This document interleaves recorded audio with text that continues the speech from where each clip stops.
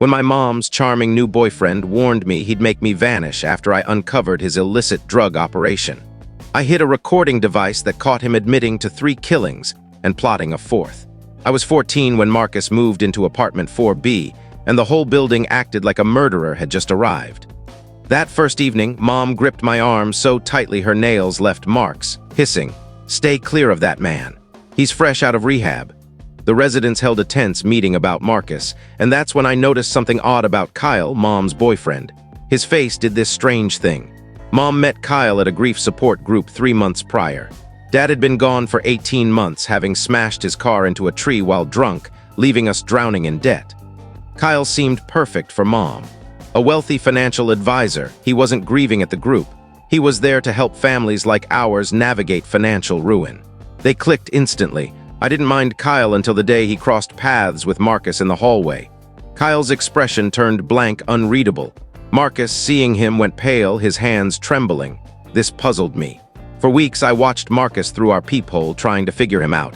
He had a golden retriever named Scout always by his side. Marcus's hands shook and he stammered when nervous. Everyone shunned him. The mail carrier left his packages at the lobby. Mrs. Lopez pulled her kids inside whenever he appeared. But something stranger caught my eye. Every day at 3:30 when I got home from school, Marcus sat on the fire escape reading The Shining, but only on days Kyle visited. Never otherwise. At first, I brushed it off. But then Kyle started coming over during Mom's night shifts, claiming his roommates' work calls made his place too noisy for his own.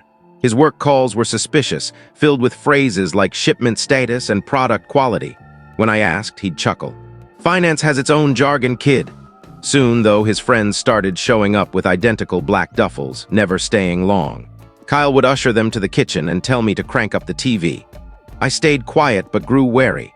Even odder, Marcus seemed to intensify his surveillance of Kyle during these visits, trailing his friends to their cars, snapping photos with an old flip phone. Everything unraveled when I came home early, sick from school. I caught Kyle and some guy sorting pills into bags in our bathroom. Kyle's kind facade vanished. He grabbed my arm, dragged me to my room, and growled, "You saw nothing." 2 weeks later, 4 guys came over and Kyle confined me to my room. Through the thin walls, I overheard them arguing about police getting too close, needing a new hub. One said, "The mom and kid setup is solid, but this place is getting risky." It hit me. We were Kyle's disguise. The worst night came when a hulking man stormed in, furious about faulty pills. Kyle brandished a knife. The guy vowed to return for cash or revenge. Then chaos erupted. The fire alarm blared, Scout burst in barking, and someone pounded on the door yelling about police. The man fled, and Kyle stood there, knife in hand, looking lethal. Later, I saw him corner Marcus in the hall. "You're the problem addict," Kyle sneered. "You were my top buyer, oxy for your injury, then heavier stuff when the pills got pricey. You still owe me $2,000. Marcus stammered, "I'm clean now, 8 months, leave me alone." Kyle laughed. "Or what, you'll call the cops with your rap sheet? Who's more credible, me the businessman or you the stuttering has-been?" The next day, Kyle told Mom Marcus was begging him for drugs. She believed him completely, relying on Kyle for money and emotional support after Dad's death. She forbade me from even glancing at Marcus. Then things started disappearing. Keys, cash. Kyle blamed Marcus. "That's what junkies do, Sarah." 3 nights later, I heard shouting from the garage. 3 men had Marcus pinned, one choking him. They left him bloodied. I couldn't sleep. Kyle was running a drug empire from our home, and Marcus, the supposed danger, was trying to save us. He'd bought from Kyle, nearly died because of him, and was now risking everything to stop him. The next morning, an envelope slid under our door. It contained photos of Kyle's visitors, license plates, dates, times in shaky handwriting. Pictures showed Kyle at other buildings with other single moms and kids my age, all met through grief counseling. A note at the bottom floored me. Marcus was an undercover detective here to help. I stared at the note, heart pounding as footsteps approached. I shoved the envelope under my mattress just as Mom's key turned. "You're up early," she said, exhausted in her hospital scrubs. I muttered about schoolwork and grabbed my bag. Kyle sat at the kitchen table, sipping coffee, eyes lingering on me. "Sleep well, kid." His tone was light, but something felt off. "Fine," I mumbled, avoiding him. At school, I couldn't focus. In a bathroom stall at lunch, I pored over the photos again. 6 women, all single moms, the same men visiting with those black duffels. Kyle's car at odd hours. The note's words haunted me. Your mother's in danger. Meet me at the park bench by the courts after school. Come alone. Detective James Monroe. Badge 4729. The day dragged. What if this was a setup? What if Kyle caught me? But the photo's pattern was undeniable. After school, I took a winding route to the park, doubling back to avoid being followed. James sat on the bench, Scout at his feet. Up close, he seemed sharper than I'd thought, alert, his trembling hands steadier. His eyes scanned constantly. "You showed up," he said, his voice firm, the stammer faint. I sat at the bench's edge. "You're really a detective?" He flashed a badge, keeping it discreet. It looked real, his photo, cleaner cut but matching. "Undercover," he said. "Been after Kyle's network for 2 years, 3 cities." "Why not arrest him?" I asked. "We need the whole operation," he replied. "Kyle's a middleman, his suppliers are getting antsy." His jaw clenched. "That fight the other night wasn't random." It made sense now, the angry customer, the knife. "What's next?" I asked. "I need intel from inside." He handed me a small device like a USB charger. "This records audio, plug it into an outlet, it's disguised." "You want me to bug my own house?" "Kyle's wrecked countless families," he said, voice breaking. "Kids have died from his drugs. My sister was one, 5 years ago, 16. His pain was real. I took the device. What if he catches me? Only place it when you're sure he's distracted. If it feels unsafe, call me. He gave me a card with just a phone number. Anytime. Walking home, I felt watched. Kyle's car was gone. Mom was asleep on the couch, still in scrubs. I hid in my room, studying the device. It looked harmless but felt heavy. That night, Kyle brought takeout, acting like the ideal boyfriend, joking, helping with math homework. It was disorienting. How could a drug dealer seem so normal? "Your mom's got another late shift," he said, checking his phone. "Some colleagues might swing by, business stuff. Stay in your room, okay?" I nodded, hiding my nerves. After Mom left, Kyle went to the bathroom. My hands shook as I plugged the device behind the kitchen table. Every second felt like an hour. 20 minutes later, 3 men arrived. From my cracked door, I saw them spread papers on the table. No pills this time, just a map marked with red dots. "New drop spots," Kyle said. "We move everything by Friday. This place is too hot." "What about your girlfriend?" one asked. "She's oblivious," Kyle said. "Once we're set at the new spot, I'm gone. I'll find another sad widow elsewhere."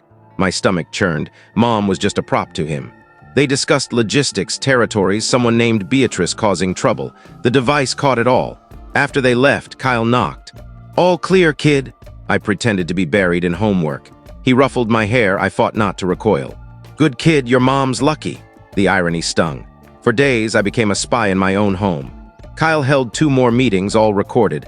I learned drop points, supplier names, the network structure. James and I set up signals. I'd move Scout's ball from right to left by our door to alert him. I'd leave notes behind a loose brick by the dumpster. Thursday night, everything changed. I was placing a note when Kyle's hand clamped my shoulder. "What are you doing?" His voice was cold.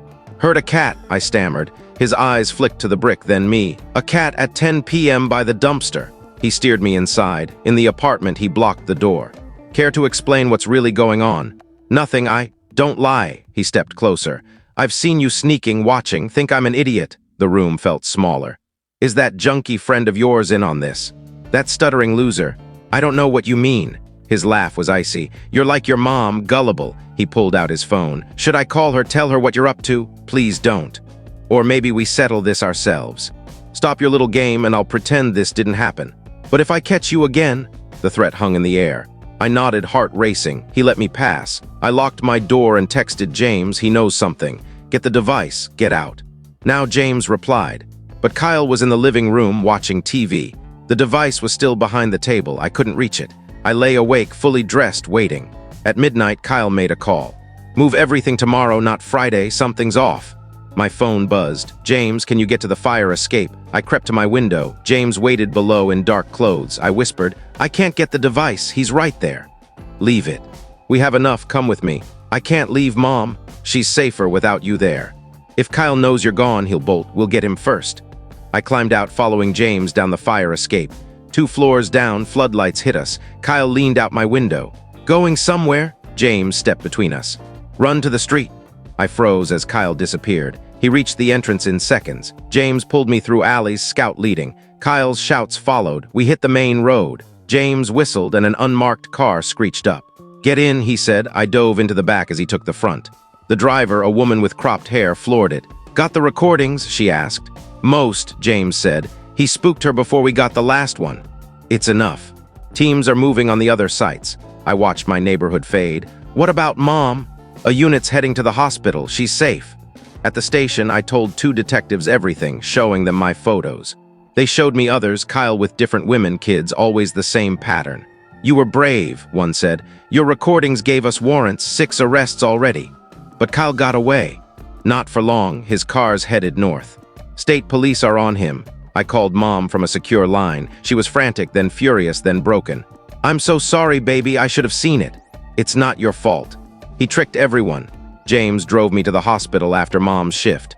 In the car, he seemed at ease for the first time. Thank you, he said. That was harder than most would handle.